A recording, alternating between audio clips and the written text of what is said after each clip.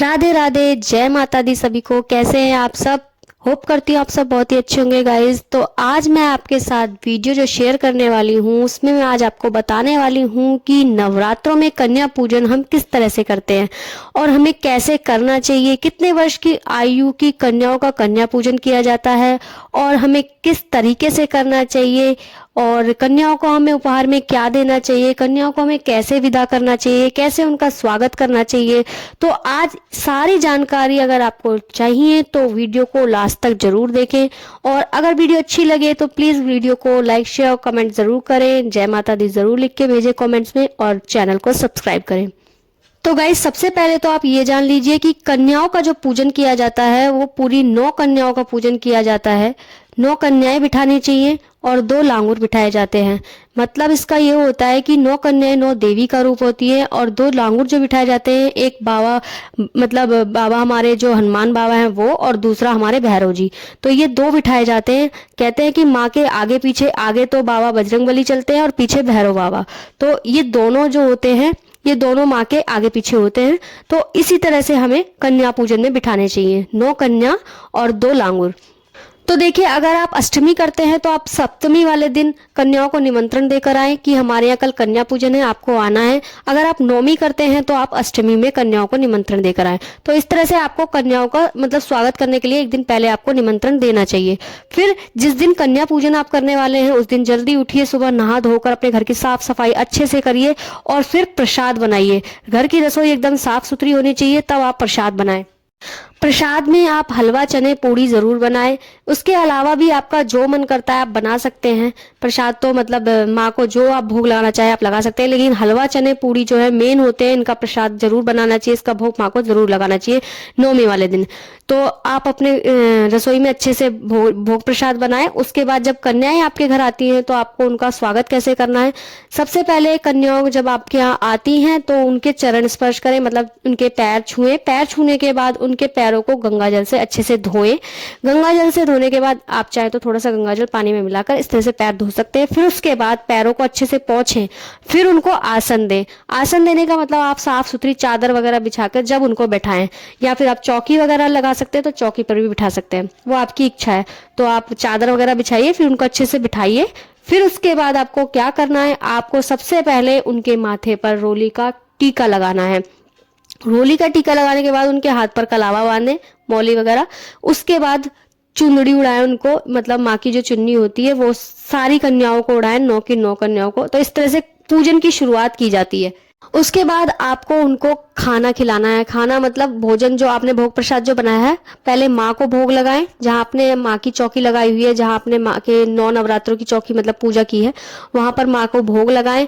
और हवन वगैरह उसमें जो है अग्यारी वगैरह जो करते हैं वहां पर भोग लगाने के बाद, आहुति वगैरह देने के बाद, उसके बाद जो कन्या बिठाई जाती है, फिर उसमें जो प्रसाद निकाला जाएगा उसमें 9 जगह 9 कन्याओं का प्रसाद निकाला जाता है। मतलब 9 जगह पूड़ियां निकाली जाएंगी, 2-2 करके, यानी कि 18 पूड़ी होनी चाहिए।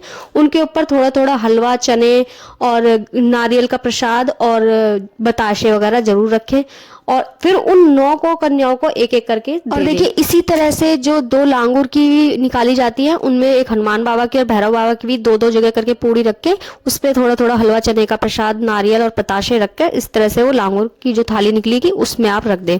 तो इस तरह से ये मेन प्रसाद होता है, ये तो आपको जरूर रखना ही रखना। उसके अलावा जो भी आपने खाने में बनाया, सब्जी, रायता, पूड़ी, जो भी कुछ बनाया वो सब भी उस प्लेट में, थाली में लगाएं, तब कन्याओं को दें। और हाँ, मैं आपको अब ये बता देती हूँ कि कन्या जो है कितने वर्ष की होती है। कन्या पूजन में जो कितने वर्ष की कन्याओं को लिया जाता है, तो देखिए 2 वर्ष से लेके और 9 वर्ष तक की कन्याओं का कन्या पूजन किया जाता है। 2 वर्ष से ज्यादा होनी चाहिए और 9 वर्ष तक की आयु की कन्याओं का पूजन किया जाता है।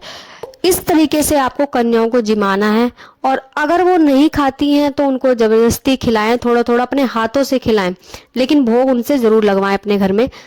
और देखिए कभी कभी ऐसा होता है कि आप कन्याओं को निमंत्रण देकर आए, लेकिन कुछ ऐसा होता है कि वो कहीं और चली जाती हैं या नहीं आ पाती, तो पूरी कन्याएं नहीं हो पाती, 9 कन्याएं नहीं हो पाती। तो इसलिए आपको क्या करना है, आपको थाली जरूर निकालनी है, यानी कि पूरी 9 थाली आपको जरूर निकालनी है।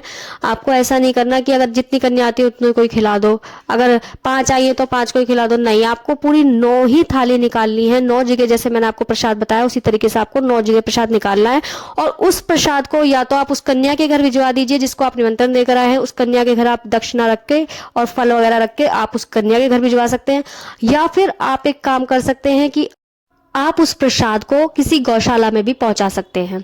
तो इस तरह से भी आप कर सकते हैं। चाहे तो आप जिस कन्या के आप निमंत्रण देख रहे हैं उस कन्या के घर पहुंचा दीजिए, अगर नहीं पहुंचा सकते तो आप गौशाला में भी उस प्रसाद को पहुंचा सकते हैं।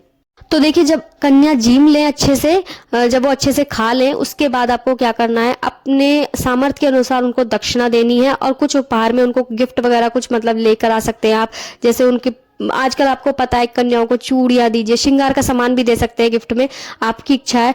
या फिर बैग वगैरह, पर्स वगैरह, या पेंसिल, रबड़, मतलब जो यूज की चीज होती है ना बच्चों के आजकल, जो मतलब जिन्हें यूज कर सकते हैं, इस्तेमाल कर सकते हैं अपने लिए, वो चीज आप उनको जरूर उपहार में गिफ्ट में दें और अपनी सामर्थ्य के अनुसार उनको दक्षिणा दें। उसके बाद आपको एक फल जरूर देना है। फल चाहे आप कोई भी रख सकते हैं, केला हो, सेब हो, वो आपकी इच्छा है।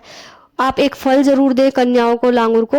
और फल देने के बाद जब वो विदा करने के लिए, मतलब जब खड़ी हो जाती है, जब आप उनको विदा करेंगे, तो आपको क्या करना है, उनके हाथ में थोड़े थोड़े अक्षत और फूल रखने हैं।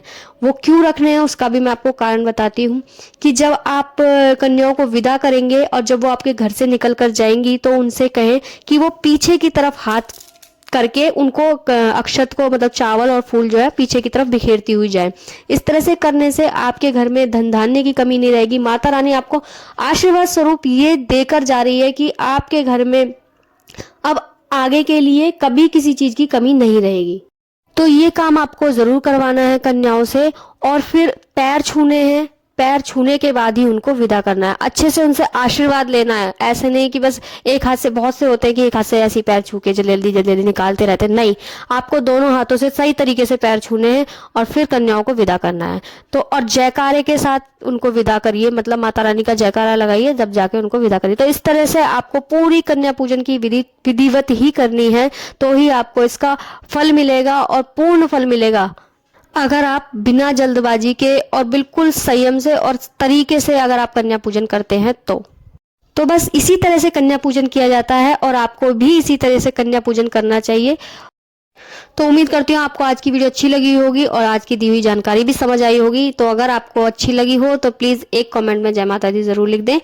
तो मिलती हूँ आपसे नेक्स्ट वीडियो में, तब तक के लिए राधे राधे, जय माता दी।